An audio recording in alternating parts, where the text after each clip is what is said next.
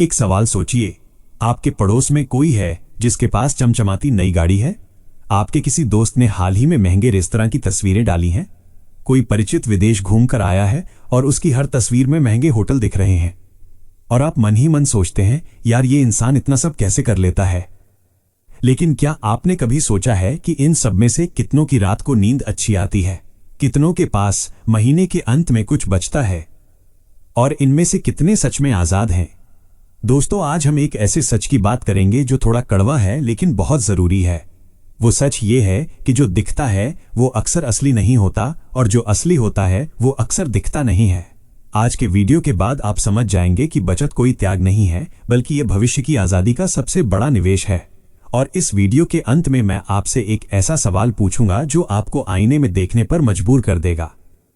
नमस्कार दोस्तों, मैं हूं आरजे और आप देख रहे हैं एनी बुक समरीज।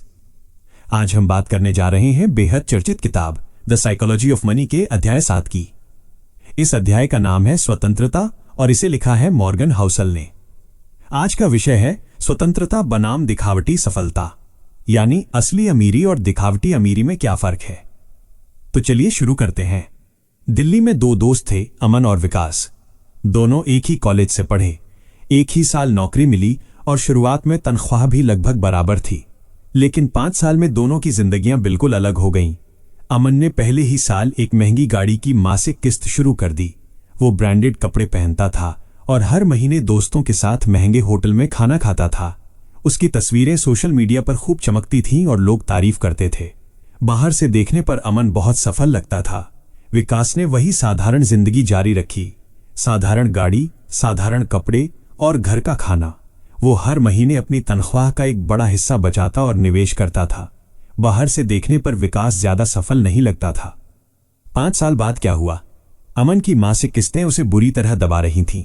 वो नौकरी बदलना चाहता था लेकिन नहीं कर सका, क्योंकि एक महीना भी बिना तनख्वाह के उसका काम नहीं चल सकता था। दूसरी तरफ विकास के पास इतनी बचत थी कि उसने अपनी पसंद की नई नौकरी ले ली। उसने 6 महीने कम तनख्वाह पर काम किया, लेकिन बहुत शांति से। दोस्तों, ये कहानी बहुत आम है, लेकिन इसका सबक असाधारण है। मॉर्गन हाउसल कहते हैं कि आपकी बचत वो अंतर है जो आपके अहंकार और आपकी आय के बीच होता है। जितना बड़ा अहंकार होगा उतनी ही कम बचत होगी, और जितनी कम बचत होगी उतनी ही कम आजादी मिलेगी। अमन का अहंकार उसकी आय से बड़ा था, इसलिए वो कैद हो गया। विकास का अहंकार उसकी आय से छोटा था, इसलिए वो आजाद रहा। इसे गहराई से समझते हैं। मान लीजिए किसी की मासिक आय 1 लाख रुपए है। अगर उसका अहंकार यानी दिखावे की चाहत उसे 80,000 खर्च करवाती है तो बचत हुई 20,000।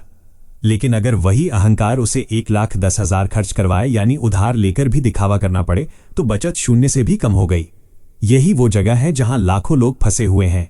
उनकी आय तो बढ़ती है, लेकिन उनका अहंकार उससे भी तेजी से बढ़ता है। पहले साधारण फोन था, तनख्वाह बढ़ी तो महंगा फोन लिया।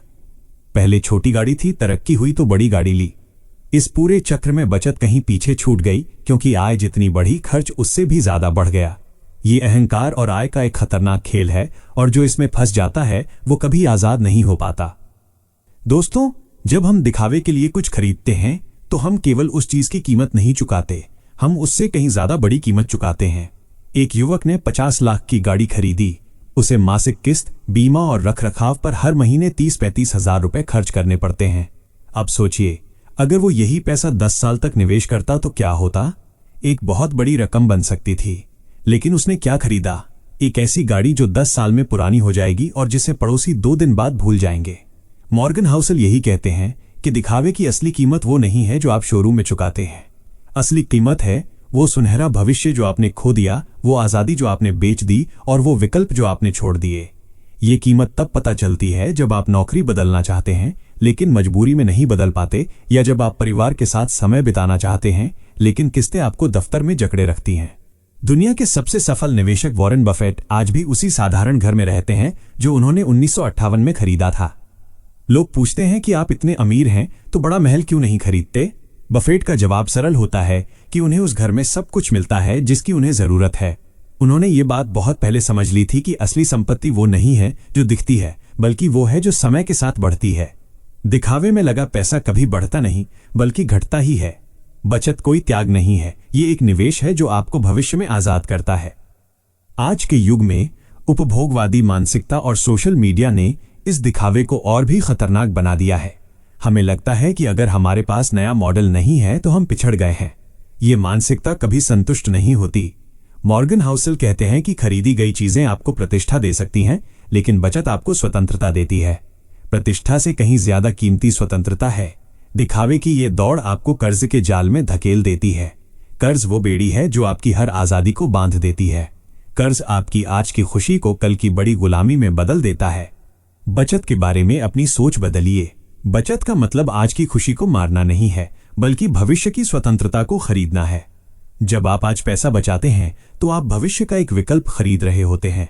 वो बचत कल आपको ये शक्ति देगी कि आप किसी गलत परिस्थिति से बाहर निकल सकें या किसी बड़े अवसर का फायदा उठा सकें। ये सबसे होशियार निवेश है, क्योंकि इसका फायदा पैसों में नहीं बल्कि उस सुकून और शांति में मिलता है जो आपके पास होगी। अमीर दिखने और अमीर होने में बहुत बड़ा फर्क है। असली अमीरी बैंक खाते में पड़ी वो रकम है जो किसी को दिखती नहीं। असली अमीरी वो निवेश है जो धीरे धीरे बढ़ रहा है, और वो विकल्प है जो आपके पास है। दिखावटी अमीरी केवल वो गाड़ी या कपड़े हैं जो दूसरों को प्रभावित करने के लिए खरीदे गए हैं। मॉर्गन हाउसल का स्पष्ट संदेश है कि असली अमीरी बनाने के लिए अक्सर दिखावटी अमीरी को छोड़ना पड़ता है। प्रतिष्ठा और आजादी दोनों में से किसी एक को ही चुना जा सकता है। बचत को अपनी जीवन शैली का हिस्सा बनाने के लिए कुछ व्यावहारिक कदम उठाएं। पहली बात, तनख्वाह आते ही पहले बचत करें और फिर जो बचे उसे खर्च करें।